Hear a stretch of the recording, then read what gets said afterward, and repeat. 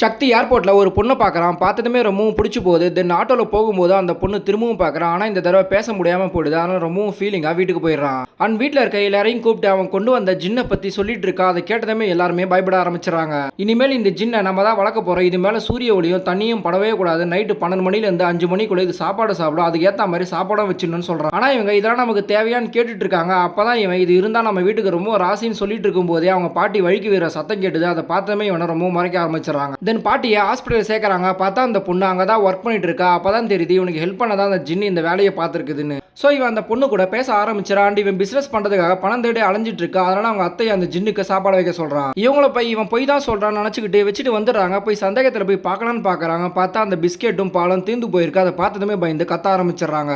ஆனால் அடுத்த நாளே எல்லாரும் சேர்ந்து ஹீரோ கிட்ட இதெல்லாம் நம்ம குடும்பத்துக்கு தேவையில்லைன்னு சொல்லிட்டு இருக்காங்க. ஆனால் ஹீரோ யார் சொல்கிறதையும் கேட்காம இது இங்கே தான் இருக்குன்னு சொல்லிட்டு போயிடுறான். தென் ஹீரோவும் இந்த பொண்ணு ஃப்ரெண்ட் ஆகி லவ் பண்ணவும் ஆரம்பிச்சிடறாங்க. அதனால இந்த பொண்ணு வீட்டுக்கு வந்திருக்கா. அப்பன்னு பார்த்து இந்த பெட்டியிலிருந்து 2 கை வருது. அதை பார்த்ததுமே ஹீரோ கிட்ட வரா. அந்த கை உள்ளே போயிடுது. அடுத்ததாக இவங்க 2 பேரும் மேரேஜும் பண்ணிக்கிறாங்க. ஆனால் ஒரு நாள் தூங்கிட்டு இருக்கும்போது இந்த பொண்ணு மேலே இருந்து கீழே வந்து இறந்து போகிற மாதிரி கனவு காண்றா. அதை பார்த்ததுமே இவன் ரொம்ப பயப்படுறான். ஆனால் அடுத்த நாளே அவங்க அக்காவுக்கு குழந்தை பிறந்து வீட்டுக்கு வந்து பார்க்குறாங்க. பார்த்தா ஹீரோவோட ஒய்ஃப் அடிபட்டு ரத்த வெள்ளத்தில் இருக்காங்க. அதுக்கு அந்த ஜின்னு தான் காரணம்னு சொல்லிட்டு அதை வெளியே போட சொல்கிறாங்க. ஹீரோவும் இப்போ கோவத்தில் அதை எடுத்துன்னு போய் வெளியே போட்டுறான். இப்போ அந்த பெட்டியை தூக்கி போட்டதில் அதை மந்திரிச்ச கயிறெல்லாம் கழண்டு விழுந்துருது. அதனால் அந்த ஜின் வெளியவும் வந்துடுது.